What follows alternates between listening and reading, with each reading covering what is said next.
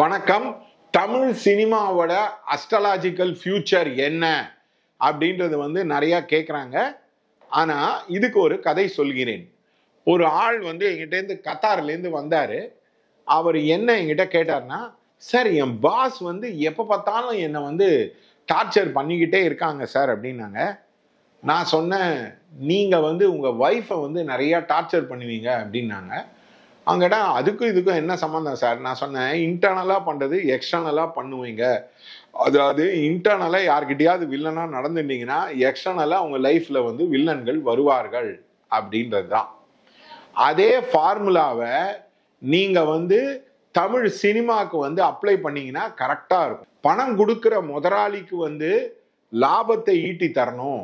பணம் கொடுக்குற முதலாளிக்கு எந்த கஷ்டத்தையும் பண்ணக்கூடாது.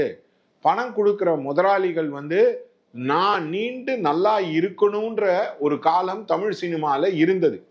அதை தான் நம்பியார் அவர் யாராவது ப்ரொடியூசரை பார்த்தா எழுந்து நிற்பார், வணக்கம் முதலாளி அப்படின்றத சொல்லுவார். அதே மாதிரி தான் ஒரு காலகட்டத்தில் இருந்தது.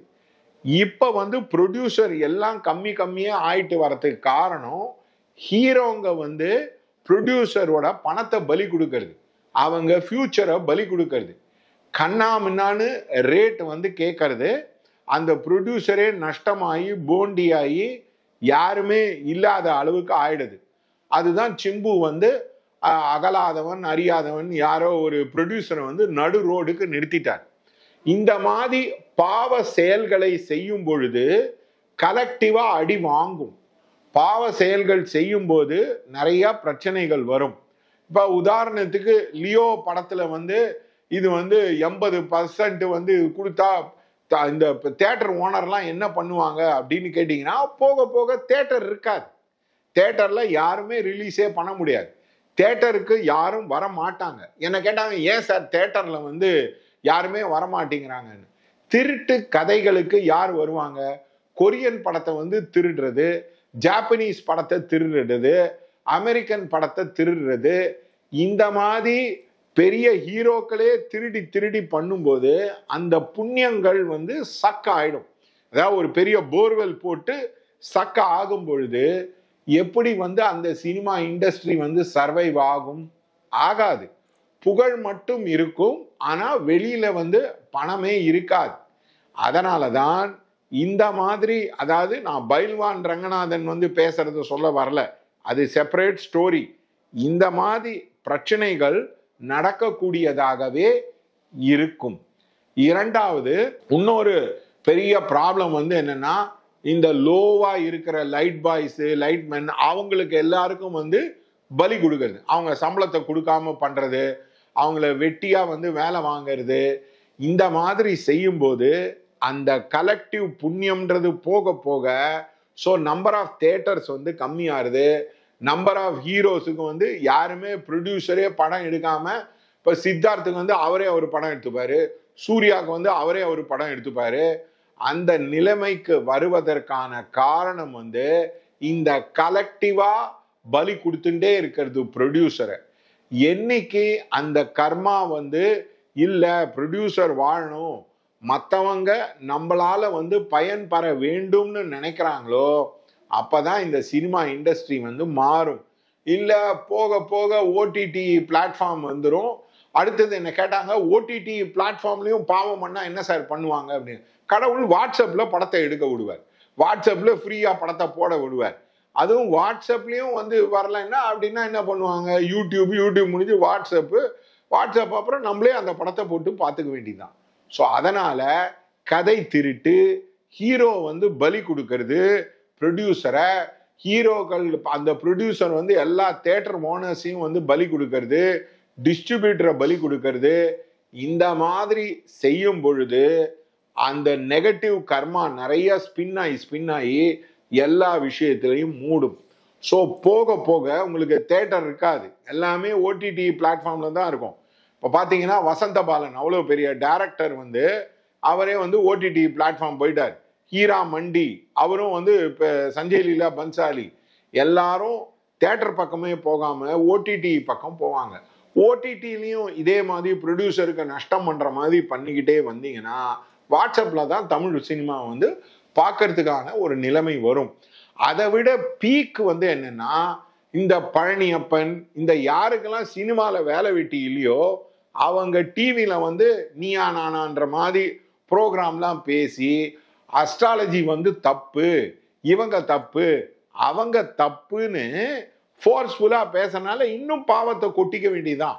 ஏண்டா படம் எடுக்க வந்தியா, டிபேட் பண்ண வந்தியா? உன்னுடைய ஒரிஜினல் தொழில் என்ன? சினிமால சக்சஸ் ஆறது. அந்த சினிமாலேயே வந்து சக்சஸ் ஆக முடியாம அஸ்ட்ராலஜியை பத்தி, அதாவது கதை திருட்டு மாதிரி ஏதாவது தெரியலன்னா அஸ்ட்ராலஜியை குத்து, பிராமினை குத்து, அந்த மாதிரி ஒரு வைத்திருப்பதனால் கண்டிப்பாக இன்னும் அஸ்ட்ராலஜி வந்து கீழே போகும். அதே மாதிரி என்னை யாரோ கேட்டாங்க, சரி தமிழ்நாட்டிலே பெரிய சூப்பர் ஸ்டார் சார், அவருக்கு 2 பொண்ணுங்க சார், அவங்க 2 பொண்ணுங்களுக்கு வந்து மேரேஜ் வந்து ப்ராப்ளம் ஆயிடுச்சு, இதை பத்தி என்ன நினைக்கிறீங்க அப்படின்னு.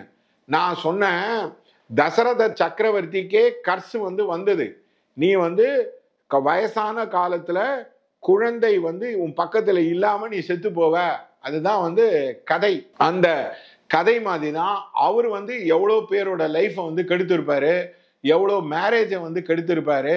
அப்படி அதுக்கான கார்மிக் வினை வந்து திரும்பும் நேரம், அதாவது காலச்சக்கரம் சுழண்டு திரும்பும் நேரம் வந்து அது சூப்பர் ஸ்டாராக இருந்தாலும் யாராக இருந்தாலும், இது தமிழ் சூப்பர் ஸ்டார் எல்லாருக்கும் பார்த்தீங்கன்னா அவங்க பசங்களுடைய மேரிட் லைஃப் வந்து ப்ராப்ளம். அவங்களுக்கு எஸ்பெஷலி பெண் குழந்தை பிறந்திருந்தா அவங்களுக்கு மேரிட் லைஃப் வந்து டெரிபிளான ப்ராப்ளம்.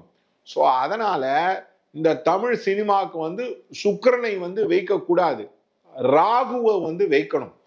எல்லா போய் கதை திருட்டு, இவங்க பணத்தை அவங்க எடுக்கிறது, கொடுக்கறதே கிடையாது, இந்த மாதிரி இருக்கும்போது ப்ராப்ளம்.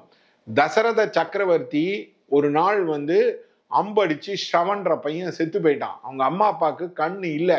அதனால தசரத சக்கரவர்த்தி அந்த தண்ணி எடுத்துன்னு போய் கொடுக்கும்போது அவங்க கையை தடவிட்டு என் பையன் இல்லை அப்படின்றார். அவங்க என்ன சொல்றாங்க, எங்க வயசான காலத்துல எங்க பையனை கொன்னுட்ட, நீயும் வயசான காலத்துல தான் உன்னையும் வந்து அனுபவிப்பாய். ஸோ தமிழ் சினிமாவுக்கு வயது ஆக ஆக சுருங்கி கொண்டே வருகிறது. காரணம் பேட் கர்மா.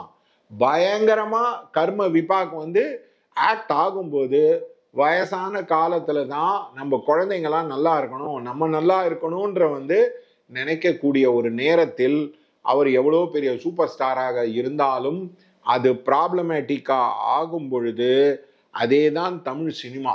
ப்ரொடியூசரை பலி கொடுக்கறது, கதையை வந்து திருட்டு பண்றது, அதே மாதிரி டிஸ்ட்ரிபியூட்டரை பலி கொடுக்கறது, இப்படியே செய்து கொண்டு வந்தீர்கள் என்றால் எல்லாருமே வந்து லாங்குவேஜ் டப்பிங் வந்துடும். அதாவது என்ன கேட்டாங்க, ஒரே படத்தை வந்து மல்டிபிள் லாங்குவேஜில் இப்போ டப் பண்ணுற மாதிரி தமிழ் சினிமாவை பார்ப்பதற்கு ஆளுங்க கிடையாது. அதே மாதிரி தேவையில்லாமல் ஜாதி இதை வந்து நோண்டி அதில் வந்து குளிர் காயும் போது இன்னும் கீழே போகும். அதுதான் அரசியலை வைத்து சினிமா செய்வது, சினிமாவை வைத்து அரசியல் செய்வதுன்றதுனால கண்டிப்பாக கர்ம விபாக் ஆக்ட் ஆயிண்டே இருக்கிறதுனால தமிழ் சினிமாவோட ஃபியூச்சர் வந்து நிறையவே பிளீக்கா இருக்கு. தேங்க்யூ.